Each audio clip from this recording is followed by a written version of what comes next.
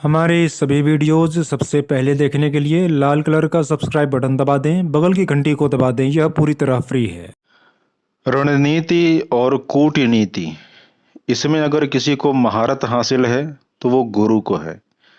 गुरु wisdom का कारक ग्रह है, योग्यता का कारक ग्रह है। गुरु के आगे आपकी चलेगी नहीं, किसी भी प्रकार का दांव गुरु के आगे नहीं चलता। गुरु ग्रह सीधे एक बात बोलता है, तुम लगा लो सारे पैंतरे अपने, कहाँ कब कैसे पटकना है ये मुझे पता है। इसलिए गुरु से प्रभावित जब व्यक्ति हो जाता है ना, तो उसके आगे राहु शनि जनित व्यक्ति भी कुछ कर नहीं पाता, याद रखिएगा। हालांकि इस कलिकाल में राहु केतु शनि तीन ही ग्रहों का ज्यादा प्रभाव है, लेकिन गुरु जब भी किसी व्यक्ति के ऊपर पूर्ण रूप से प्रभावी होता है या चार्ट पर हावी हो जाता है, चाहे किसी भी माध्यम से हो जाए, ऐसे व्यक्ति को पराजित करना एक प्रकार से नामुमकिन प्रयास है। उसे पराजित मत सोचिए ही मत कि उसको पराजित आप कर पाएंगे।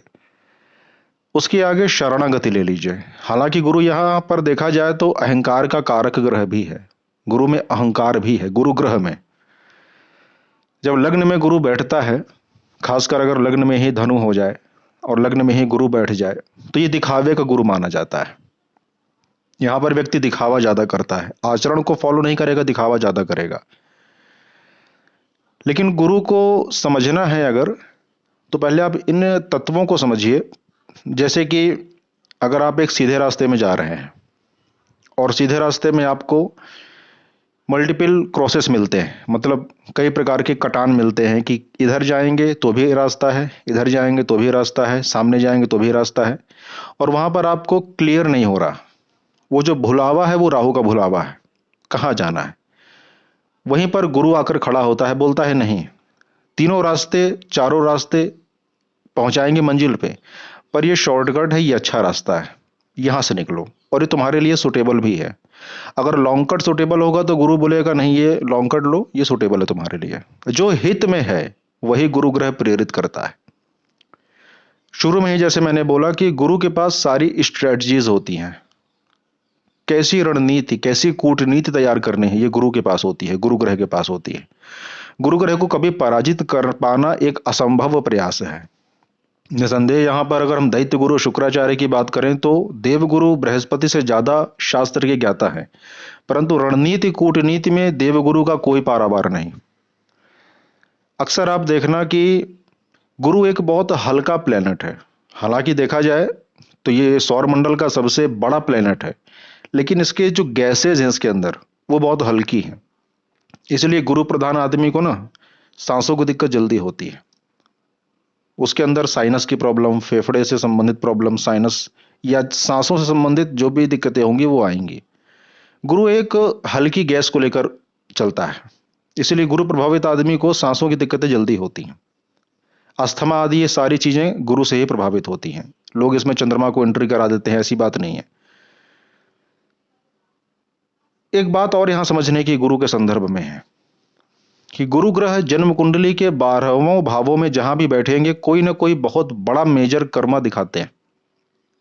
यहां पर हम कुछ मुख्य घरों की बात करते हैं जहां पर गुरु कुछ विशेष रूप से प्रभावी होते हैं, जैसे कि तीसरा, आठवां, 12वां भाव। तीसरे, आठवें, 12वें और चौथे भाव के बारे में सभी लोग जानते हैं, लेकिन 3, 8, 12 भावों में अगर गुरु की प्लेसमेंट हो जाती है, छठवें भाव को भी ले लेते हैं, तो ये बहुत प्रोमिनेंट कर्म दिखाता है। जब तक हम इसको सॉल्व नहीं करते तब तक हमारे लाइफ में उन्नति नहीं होती। जैसे कि तीसरा भाव में अगर गुरु बैठ गया हो या आठवें भाव में गुरु बैठा हो, तीसरा भाव होता है आपका इस संसार के अंदर एंट्री, और आठवां भाव होता है आपका इस संसार से गमन। तीसरे और आठवें भाव के गुरु में एक चीज बिल्कुल कॉमन होती है कि जातक के पूर्व जन्म में उसके मृतक संस्कार, जो गंगा के किनारे के संस्कार होते हैं, वो ठीक तरीके से नहीं किए गए। और जब भी इसकी दशा और अंतरदशा, प्रत्यंतर, प्राण सूक्ष्म जब भी चलता है, तब भी ये चैलेंज क्रिएट कर देते हैं और लाइफ टाइम ऐसा आदमी सेट नहीं हो पाता। आठवें गुरु के साथ भी यही चीजें लागू होती हैं। आठवें गुरु में तो ये दिक्कतें पैदा होती हैं कि प्रॉपर गाइडेंस छीन लेता है लाइफ के अंदर से। बढ़ती उम्र के साथ 35 की उम्र होगी, उसके बाद जैसे जैसे उम्र बढ़ेगी आपकी, आपकी लाइफ के अंदर से गाइडेंस, पिता, पति या गुरु जैसे जो लोग हैं वो चले जाएंगे और आपके अंदर गाइडेंस की कमी हो जाएगी, आपकी लाइफ के अंदर गाइडर नहीं रह जाएंगे। ये भी पूर्व जन्म के गंगा के किनारे के तर्पण क्रियाओं को इंडिकेट करता है कि आपने नहीं किया है। और जब तक आप इसको बैलेंस नहीं करेंगे, इस कर्म को पूरा नहीं करेंगे, तब तक ये जान लीजिए कि आपके जीवन में कभी भी किसी भी प्रकार से उन्नति नहीं होने देगा। क्योंकि गुरु आंतरिक प्रसन्नता का कारक ग्रह है, अंदर की प्रसन्नता को प्रकट करने वाला ग्रह होता है। एक व्यक्ति देखिए बढ़िया कुर्सी में बैठकर मुस्कुरा रहा होता है, चेहरे में एक लाइट होती है और भरा भरा सा उसका शरीर और भरा भरा सा उसका चेहरा और संतुष्टि भरी उसकी आंखें होती हैं। यही गुरु का वास है शरीर के अंदर। एक बढ़िया 10 लाख की चेयर में एक व्यक्ति को बैठा दीजिए, लेकिन देखिए वो हर 10 मिनट में अपने कदम हिलाता रहता है, दिमाग हिलाता रहता है, ये कर लूं वो कर लूं। गायब है गुरु उसके अंदर से, शांति नहीं है, संतुष्टि नहीं है, तृप्ति भी नहीं है। गुरु आंतरिक प्रसन्नता, आंतरिक तृप्ति, संतुष्टि है। जैसे कि शनि आंतरिक एक गहरी शांति, ठहराव शनि है, उसी प्रकार आंतरिक प्रसन्नता ये गुरु है। अक्सर देखिएगा गुरु से पीड़ित आदमी, चेहरे से लाइट गायब दिखेगी आपको, उसके चमक चली जाएगी चेहरे से। 12वें भाव में गुरु चला जाए तो ये ब्राह्मण दोष दिखाता है, ब्राह्मण का दोष किया हुआ है व्यक्ति, ब्रह्म दोष उसके परिवार में होता है। योग्यताएं तो बहुत हैं, लेकिन उसकी लीनेज, उसकी वंशावली ग्रोथ नहीं कर पाती, वो व्यक्ति खुद ग्रोथ नहीं कर पाता। अक्सर 12वें गुरु का यही हाल रहता है। जो भी 12वें घर में गुरु जिसका देखिए, देख लीजिएगा यही हाल होगा। ब्राह्मण दोष है, ब्रह्म दोष। मिथुन का गुरु हो जाए, तृतीय में गुरु हो जाए, ब्राह्मण को गाली दिया है, संतों को गाली दिया है, अपमान किया है, ग्रोथ नहीं कर पाएगा, नुकसान होगा। दूसरे भाव में गुरु बैठेगा ना तो भोजन को छीन लेगा। मतलब दूसरे भाव में जो बैठा है गुरु, तो वो तो इंडिकेट कर रहा है कि हाँ भाई अच्छा है, कारक घर है उनका, लेकिन क्या करेगा, वहां से भोजन को छीनेगा। जब तक आप सात्विक भोजन नहीं करेंगे, भोजन के लिए दिक्कतें पैदा कर देगा। ऐसी स्थिति में सूर्य को बलवान करना जरूरी है। इसी प्रकार से पंचम नवम केंद्र के या त्रिकोण के भावों में गुरु को अच्छा तो माना गया है, लेकिन याद रहे कि केंद्र और त्रिकोण में बैठा गुरु बना भी सकता है और बिगाड़ भी सकता है, इसको याद रखिएगा। क्योंकि गुरु राहु के जैसे ही अनप्रेडिक्टेबल प्लेनेट होते हैं, अनप्रेडिक्टेबल ग्रह है ये गुरु भी। अक्सर देखिएगा कि राहु की महादशा रहती है तो पंडित जी बोलेंगे भैया गुरु की दशा आने दो, क्योंकि राहु के बाद गुरु की दशा आती है, गुरु की दशा आने दो सब बढ़िया हो जाएगा। और मैं अपने प्रैक्टिस में अभी तक ये देखा, राहु में लोगों ने ऐश किया और गुरु की दशा ने बर्बाद कर दिया। क्योंकि गुरु जितना दंड देते हैं ना, उतना कोई ग्रह दंड नहीं देता। शनि, राहु, केतु, मंगल ये ग्रह तो दंड एक सीमा देने के बाद अगर आदमी थक गया तो उसकी जान भी ले लेंगे, लेकिन गुरु कभी जान नहीं लेता। गुरु मौत के घाट तक लेके जाकर वापस लेके आता है, इतना कठोर दंड होता है गुरु ग्रह का। इसलिए सबसे खतरनाक दंडात्मक ग्रह भी गुरु है, सबसे वरदानात्मक ग्रह भी गुरु है।